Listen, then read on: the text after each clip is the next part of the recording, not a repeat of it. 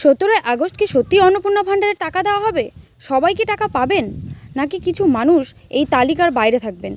মাননীয় শ্রী শুভেন্দু অধিকারী কি জানিয়েছেন, আর কবে আপনার ব্যাংকে টাকা পৌঁছাবে?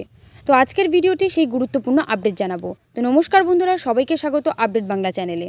তো চলুন প্রথমে শুনে নেওয়া যাক কালকের বৈঠকে তিনি কি বলেছেন। 17 আগস্ট থেকে আমরা 3000 টাকা করে ভেরিফাইড লোকেদেরকে, মহিলাদেরকে অ্যাকাউন্টে পাঠাবো।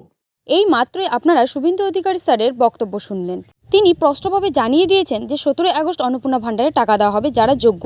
এছাড়াও তিনি বলেছেন 10 আগস্ট পর্যন্ত যাদের ভেরিফিকেশন হবে তারাই 17 আগস্টের টাকা পাবেন, আর 10 তারিখের পর অর্থাৎ 31 তারিখ পর্যন্ত যাদের ভেরিফিকেশন হবে তারা পরের মাস থেকে টাকা পাবেন। আর এও বলা রয়েছে যে 10 আগস্টে তিনি জানিয়ে দেবেন ক্রাইটেরিয়া কি থাকবেন, কারা টাকা পাবেন কি পাবেন না। এছাড়াও তিনি বক্তব্যের মাধ্যমে বলেছিলেন যে এই মাসে 17 আগস্টের পরের মাস থেকেই সরকার যতদিন থাকবে দ্বিতীয় সপ্তাহে টাকা দেওয়া হবে। তো এরকম আরও নতুন নতুন আপডেট পেতে আপডেট বাংলা চ্যানেলকে সাবস্ক্রাইব করে পাশে থাকবেন। ধন্যবাদ।